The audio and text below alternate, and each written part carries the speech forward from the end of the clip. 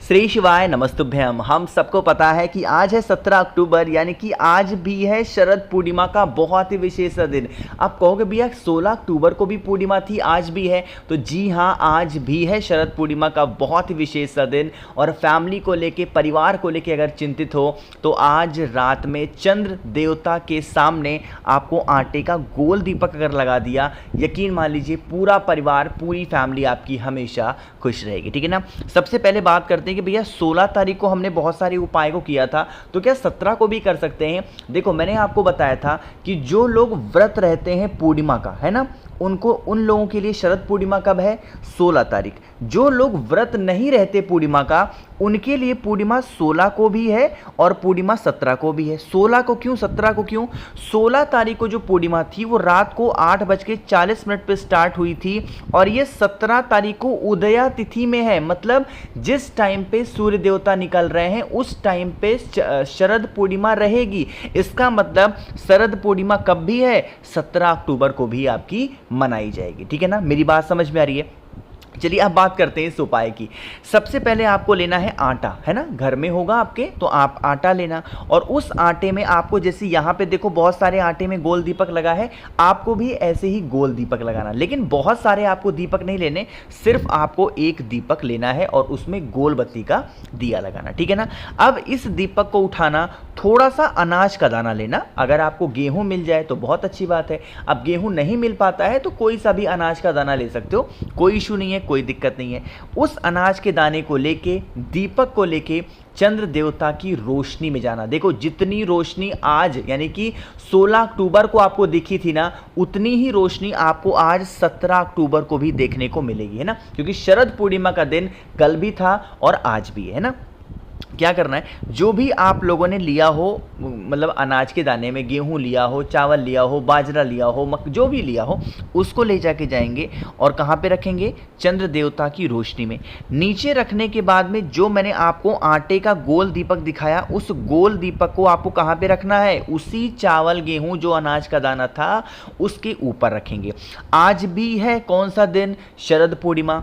आपको इस बत्ती को किसका स्मरण करके जलाना है? या तो दो नाम यहां पे मैं लिख रहा हूं, दोनों नाम में से जो नाम आपको आसान लगे उन नाम को आप बोल सकते हो। पहला नाम है चंद्रमौली महादेव और दूसरा जो नाम है वो नाम है चंद्रेश्वर महादेव। कौन से महादेव? चंद्रेश्वर महादेव के नाम से आप इस दीपक को चंद्र देवता की रोशनी में प्रज्वलित करेंगे। अब देखो, मेरी बात सुनिएगा, जब आप दीपक को जला दें, आपके पास में अक्षत का एक दाना, इससे ज़्यादा नहीं होना चाहिए, सिर्फ और सिर्फ चावल का एक दाना लेना और इसी जलते हुए दीपक के अंदर अपने परिवार की अच्छे स्वास्थ्य, अच्छी कामना और उनकी अच्छी भविष्य के लिए आपको उस एक चावल के दाने को डाल देना। इससे क्या होता है, हमारी फैमिली में, परिवार में जो भी दुविधाएं आती हैं, जो भी तकलीफ़ें आती हैं, कष्ट आते हैं, वो सारे कष्ट क्या होते हैं? हमेशा के लिए ख़त्म ज़रूर होते हैं। ठीक है ना। तो आज भी शरद पूर्णिमा है, तो आप सभी को इस दीपक का उपाय करना होगा।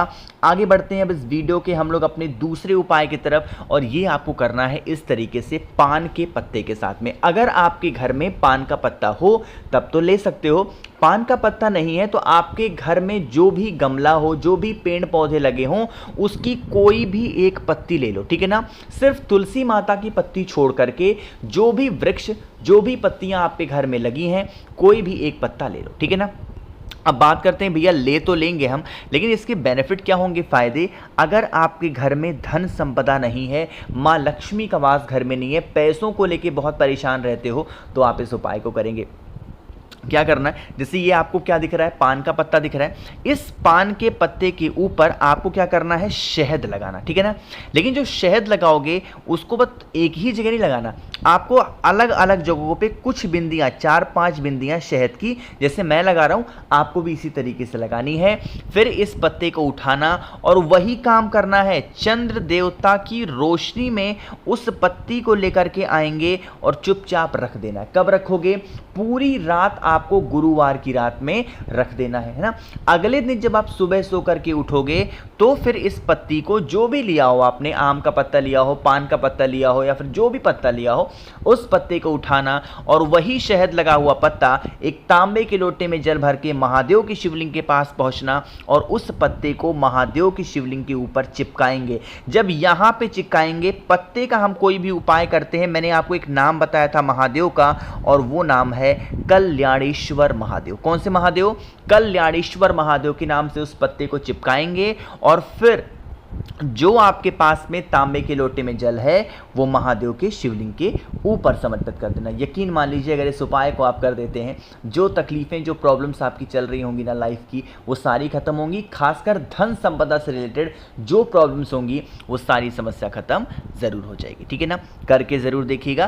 तो यहाँ पे हम लोगों ने बात कर ली है अपने 2 उपाय की। आगे बढ़ते हैं बस वीडियो के हम लोग अपने तीसरे उपाय की तरफ, जो कि कल भी मैंने इस उपाय को आपको समझाया था और ये उपाय इतना स्पेशल है, इतना प्यारा है, ये उपाय मैं आज भी आपको समझाऊंगा। लेकिन क्या फायदे हैं, उससे पहले एक छोटी सी बात आपको बताना चाहता हूं कि आपके भाई का और आप सभी लोगों का अपना चैनल द नेचुरल प्लैनेट इस टाइम पे 12 लाख का परिवार हो गया है। तो इस 12 लाख के परिवार पे मैं आपको छोटा सा गिफ्ट देना चाहता हूं और वो गिफ्ट क्या है कि अगर आप 7 मुखी रुद्राक्ष या 9 मुखी रुद्राक्ष मुझसे लेते हैं तो इसके साथ मैं आपको 5 मुखी रुद्राक्ष फ्री दूंगा।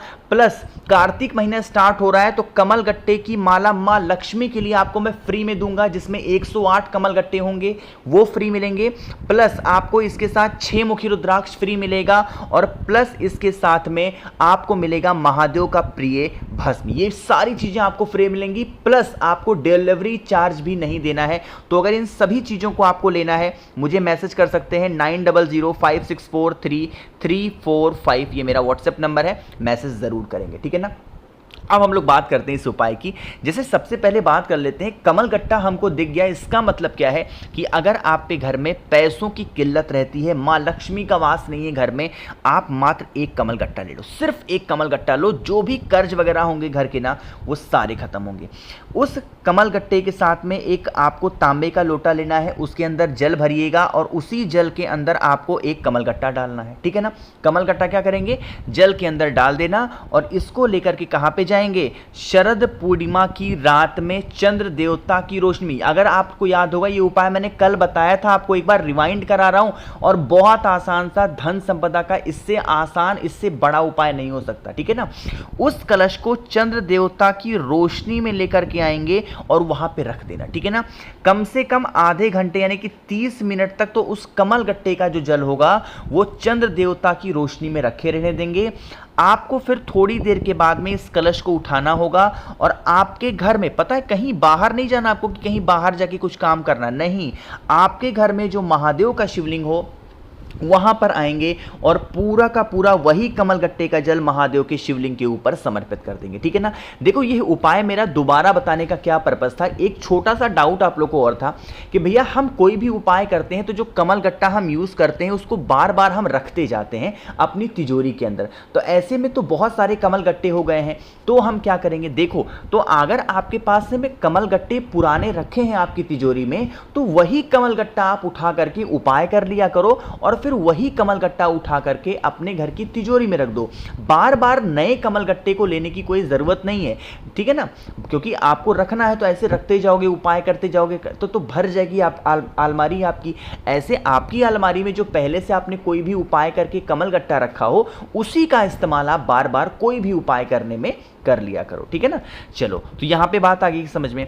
हम लोगों ने 3 उपाय की बात की, एक बहुत ही इजी से, बहुत ही आसान से उपाय की बात करने जा रहे हैं और इस उपाय में भी आप लोग को कल की वीडियो में डाउट था, इसीलिए आज फिर से समझा रहा हूं। जो लोग चूक गए थे, उपाय नहीं कर पाए थे, तो आप इस दूर्वा का उपाय जरूर करेंगे। सबसे पहले तो आपको यह समझना होगा इस उपाय के बेनिफिट। कोई भी इंसान घर का अगर है जिसकी बीमारी नहीं पीछा छोड़ रही है, तो आप सभी को इस उपाय को करना होगा। इसके लिए आपको लेना है इस तरीके से 7 दूर्वा। कितनी दूर्वा लोगे, सिर्फ और सिर्फ आपको 7 दूर्वा लेनी है। अब इस 7 दूर्वा को लेकर के आप आपके घर में, चाहे आंगन में, छत पे, जहां पे भी जाना चाहो, जो दूर्वा है 7 दूर्वा को हाथ में लेकर के और एक नाम लेना है महादेव का, वो नाम है बालचंद्रेश्वर महादेव। कौन से महादेव, बाल बालचंद्रेश्वर महादेव के नाम से चंद्र देवता की रोशनी में 7 बार आपको घुमाना है और फिर उसी दूर्वा को ला करके नीचे महादेव की शिवलिंग के ऊपर जो माता अशोक सुंदरी का स्थान है वहां पे रख करके और आपको जल चढ़ा देना। फिर आप इन्हीं 7 दूर्वा को उठा करके उस व्यक्ति को डेली एक एक दूर्वा 7 दिनों तक बालचंद्रेश्वर महादेव के नाम से अगर खिला देते हैं तो उस इंसान की जो बीमारियां होंगी वो धीरे धीरे करके खत्म जरूर होंगी। ठीक है ना। तो जो भी उपाय मुझे पता थे गुरुजी से रिलेटेड या फिर मैंने जहां पे भी देखे हैं उससे बहुत प्यारे से उपाय समझाए मैंने। वीडियो पसंद आई हो तो लाइक करिएगा, कुछ पूछना है नहीं समझ में आया नीचे कमेंट सेक्शन में पूछें, बाकी कुछ चाहिए आपको तो मैंने नंबर आपको दे ही दिया है, उस पर आप मुझे मैसेज कर सकते हैं। और हाँ, चैनल को जरूर सब्सक्राइब करेंगे जिसने अभी तक नहीं किया। श्री शिवाय नमस्तुभ्यम।